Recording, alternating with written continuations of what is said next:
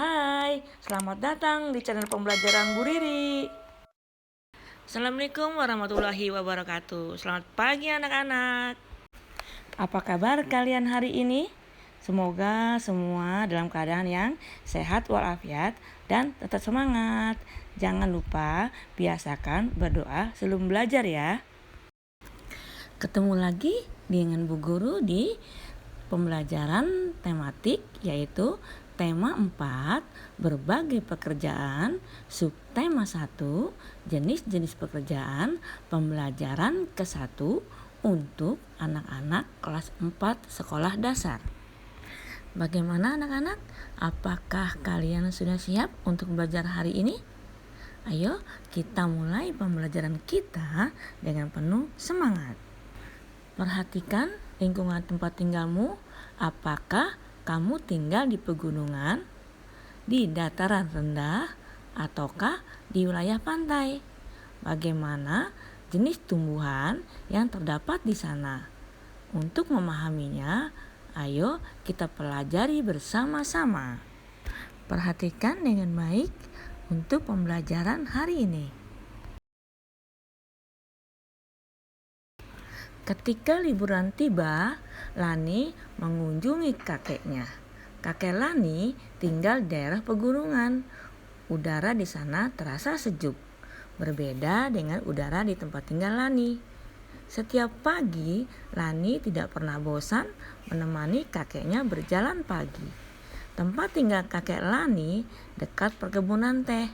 Kakeknya sering mengajak Lani berjalan-jalan mengitari perkebunan teh.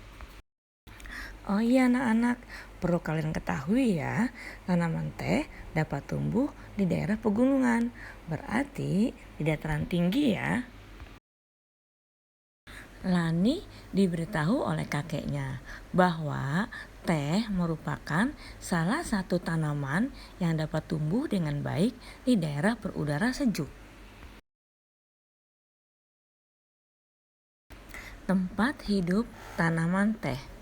Teh merupakan minuman yang banyak dikonsumsi oleh masyarakat di berbagai belahan dunia. Di Indonesia, tanaman teh tumbuh subur di wilayah pegunungan yang berudara sejuk. Teh merupakan salah satu tanaman yang tumbuh di daerah dengan ketinggian antara 200 sampai dengan 2000 meter di atas permukaan laut. Tanaman teh dapat tumbuh dengan baik di daerah dengan suhu antara 14 derajat sampai dengan 25 derajat Celcius yang cukup mendapat curah hujan. Karena tanaman teh tidak tahan terhadap kekeringan, curah hujan sangat dibutuhkan untuk menjaga perakaran tanaman teh. Di Indonesia, perkebunan teh tersebar di beberapa wilayah pegunungan di Pulau Jawa dan Sumatera. Kedua pulau tersebut sangat mendukung pertumbuhan teh karena tanahnya sangat subur. Beberapa daerah perkebunan teh di Pulau Jawa antara lain Ciwidey dan Bogor di daerah Jawa Barat, Brebes dan Wonosobo di daerah Jawa Tengah, dan Malang di Jawa Timur. Adapun perkebunan teh di Pulau Sumatera antara lain di Simalungun, daerah Sumatera Utara, dan Kerinci di Jambi.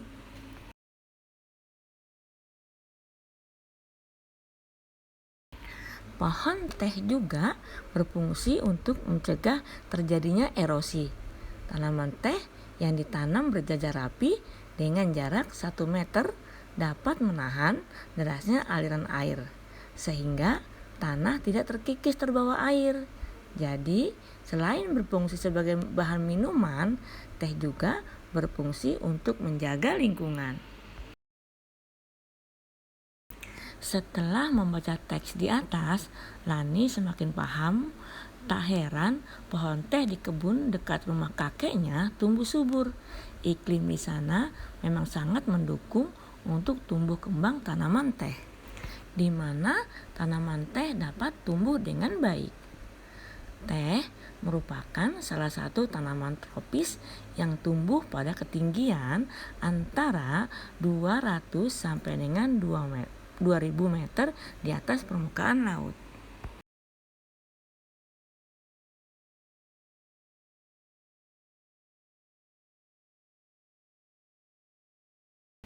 Bagaimana caranya agar tanaman teh bisa bermanfaat menahan erosi? Tanaman teh yang ditanam berjajar rapi dengan jarak 1 meter menahan derasnya aliran air sehingga tanah tidak terkikis terbawa air, sehingga dapat menahan terjadinya erosi.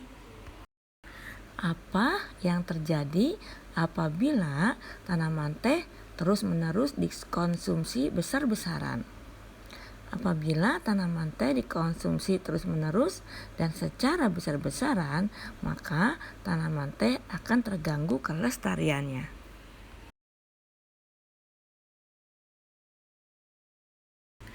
Apa yang sebaiknya dilakukan oleh petani teh agar tumbuhan teh tetap bertahan? Pengolahan tanah adalah mengusahakan tanah menjadi subur, gembur, dan bersih dari sisa-sisa akar dan tunggul, serta mematikan gulma yang masih tumbuh. Dalam penanaman, hal-hal yang harus diperhatikan adalah penentuan jarak tanam yang tepat, penganiran, pembuatan lubang tanah, teknik penanaman, dan penanaman tanaman pelindung yang diperlukan. Di dalam budidaya teh, tanaman harus bersih dari gulma dan dilakukan pemangkasan agar tanaman tidak terserang penyakit.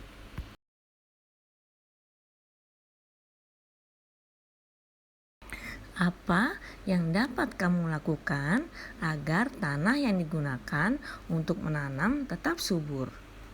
Setiap tanaman yang kita konsumsi harus dijaga kelestariannya.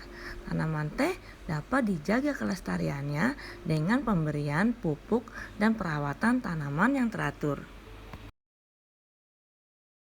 Setiap tanaman yang kita konsumsi harus dijaga kelestariannya. Begitu juga tanah yang ditanaminya. Tanaman dan tanah adalah sumber daya alam yang harus kita jaga keberadaannya. Penggunaan yang berlebihan akan merugikan kita. Oleh sebab itu, pergunakanlah sesuai dengan kebutuhan dan pergunakan dengan secara bijak. Buatlah peta pikiran yang berisikan informasi tentang pentingnya menjaga keseimbangan alam dan kelestarian sumber daya alam bagi manusia.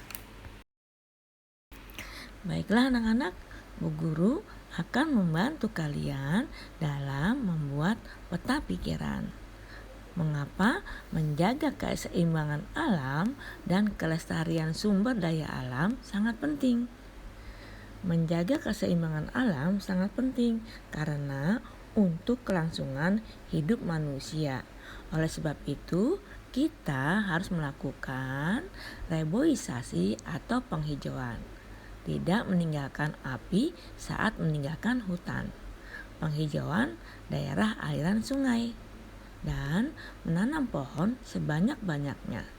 Penggunaan BBM yang bijak dan mencegah terjadinya pencemaran air, menghindari teknik ladang berpindah, mendaur ulang sampah organik dan anorganik.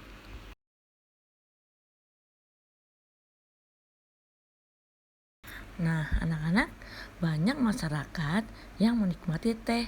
Akan tetapi, tahukah kamu tentang proses pembuatan teh? Baik, amati gambar di bawah ini. Untuk mengolah teh menjadi minuman, banyak jenis pekerjaan yang terlibat. Ada penanam teh, pemetik teh, penggiling daun teh, dan pengemas teh. Penanam teh bertugas menanam tanaman teh ketika perkebunan mulai ditanami. Pemetik teh bertugas memetik teh yang ada di kebun teh. Pengolah teh bertugas mengolah teh di dalam pabrik. dan pengemas teh bertugas memasukkan teh ke dalam kemasan yang siap untuk dijual. Apa yang kamu ketahui tentang jenis pekerjaan di sekitarmu? Bandingkan temuanmu dengan informasi yang dimiliki temanmu. Tulislah hasilnya dalam diagram pen. Diagram penmu harus memuat 2 jenis pekerjaan, daerah mereka bekerja, apa yang dikerjakan, hasil yang diperoleh, dampak dari pekerjaan mereka bagi masyarakat dan pekerja. Perhatikan diagram pen yang Bu Guru buat. Pekerjaan memetik teh, tempat kebun teh, pekerjaan memetik teh, hasilnya daun teh segar. Pekerjaan yang kedua, membuat minuman teh botol, tempatnya pabrik teh. Pekerjaan mengolah daun teh menjadi minuman, hasilnya minuman teh botol. Dampak, masyarakat dapat manfaat mengkonsumsi teh. Pekerja mendapatkan keuntungan berupa uang. Itulah diagram pen yang Bu Guru buat. Kalian bisa mencontoh dan mempelajarinya ya. Tanaman memberikan manfaat bagi manusia. Apabila tidak hati-hati dalam pemanfaatan, tumbuhan akan punah. Manusia akan mengalami kesulitan. Oleh sebab itu, kita wajib menjaga keberadaan tanaman dengan menanam kembali serta menjaga lingkungannya. Taman bermain yang hilang. Malam hari merupakan malam yang ditunggu oleh Kupi, kepiting kecil. Ia menikmati saat-saat berjalan perlahan di gundukan pasir bersama ayahnya. Mereka menanti datangnya air pasang yang akan membawa mereka ke dunia yang berbeda. Ya, Kupi selalu menanti saat-saat mereka terempas oleh air pasang, lalu tiba di hutan bakau. Nanti di sana ia pasti akan bertemu dengan teman-teman kecilnya yang lain. Upi si udang kecil, Kuro si kura-kura, dan teman-teman yang lebih besar seperti bangau cilik dan Momo si monyet. Di antara akar bakau, mereka sering bermain kejar-kejaran, petak umpet, atau tidur di sela akar yang melintang. Seru sekali saat-saat itu. Ada kalanya mereka berpisah, terbawa oleh pasang surut, kembali ke laut bebas. Namun, suatu hari mereka bertemu lagi dan bermain bersama lagi. Suasana di hutan bakau tentu berbeda dengan suasana di laut lepas. Airnya pun berbeda, tidak asin, tidak seperti air laut, tetapi tidak juga tawar. Kupi tidak tahu apa namanya. Berbeda, tetapi Kupi dan teman-teman tetap bisa bermain dengan nyaman. Malam itu, di pasir pantai, Kupi bertanya kepada ayahnya, "Ayah, mengapa kita tidak lagi pernah bertemu dengan bangau putih teman ayah? Aku juga sudah rindu bertemu dengan sahabat-sahabat kecilku. Aku sudah lama sekali tidak bertemu dengan Upi, Kuro, bangau kecil, dan Momo. Mengapa sekarang susah sekali kita bertemu dengan mereka ya?" Sambil berjalan pelan di gundukan pasir, ayah Kupi menjelaskan perlahan, "Kupi, sayang sekali hutan bakau tempatmu bermain sudah rusak. Ayah dengar dari paman nelayan, manusia di pesisir pantai sana ingin membuat bangunan-bangunan yang tinggi menjulang. Mereka butuh lahan yang luas. Mereka menebang habis hutan bakau. Mereka membangun gedung tinggi menjulang ke langit di atas taman bermainmu itu." Ayah menjelaskan perlahan. Sesungguhnya ia tidak ingin Kupi sedih. Tetapi bagaimana lagi? Ayah tidak ingin Kupi terus menanti tanpa kepastian. Kupi tertunduk sedih. Pupus sudah harapannya bertemu lagi dengan sahabat-sahabat kecilnya. "Mengapa manusia begitu jahat, Ayah? Mengapa manusia tidak memikirkan kita? makhluk kecil di pesisir pantai. Mengapa manusia hanya memikirkan dirinya sendiri? Kupi meratap pelan namun penuh amarah. Ayah ingin menenangkan hati Kupi. Ia menambahkan, sebenarnya ketika hutan bakau tempatmu bermain ditebang, manusia pun menerima akibat buruknya Kupi. Air laut akan semakin mudah mencapai daratan. Tidak ada lagi hutan bakau yang menahan. Lama-kelamaan, air tanah di sekitar pantai akan menjadi air asin. Manusia kan tidak bisa minum air asin, Kupi. Ayah berusaha menjelaskan panjang lebar.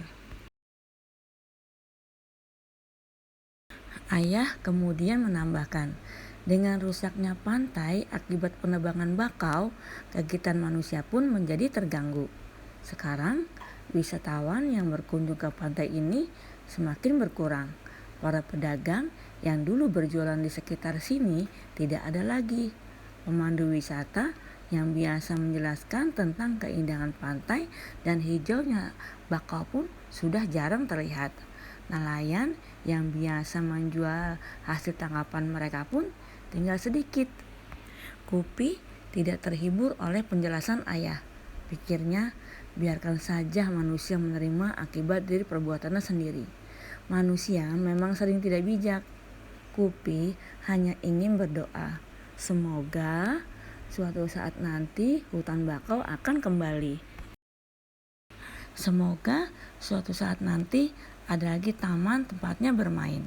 Semoga suatu saat nanti ia masih bisa bertemu dengan sahabat-sahabat kecilnya. Kupi hanya bisa berdoa. Semoga kelak manusia bisa bertindak lebih bijaksana. Semoga. Nah, anak-anak, jawablah pertanyaan berikut berdasarkan cerita di atas. Siapa yang tinggal di dalam hutan bakau? Yang tinggal di dalam hutan bakau adalah Kupi dan ayahnya. Apa yang dilakukan Kupi dan ayahnya? Malam itu, di pesisir pantai, Kupi berjalan pelan di gundukan pasir. Mengapa Kupi sedih dan marah? Kupi sedih karena tidak bisa bertemu teman-teman kecilnya lagi. Dan Kupi marah karena manusia merusak hutan bakau. Gambarlah salah satu tokoh. Tulislah pendapatmu tentang tokoh tersebut. Namaku Kupi. Aku seekor kepiting kecil yang merindukan saat-saat bermain dengan sahabatku. Upi, si udang kecil, Kuro, si kura-kura, dan teman-teman yang lebih besar seperti Bango Cilik dan Momo si monyet. Namun sekarang mereka sudah tidak ada lagi karena hutan bakau musnah.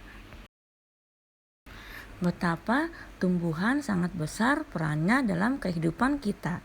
Kehidupan yang nyaman tercipta dengan adanya berbagai tumbuhan penjaga lingkungan di sekitar kita.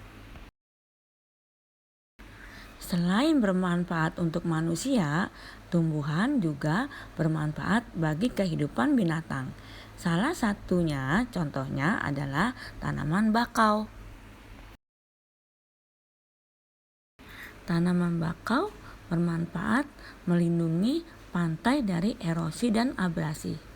Adanya bakau di pesisir pantai bermanfaat untuk menjaga agar garis pantai tetap stabil dan tidak terkikis oleh terpaan ombak.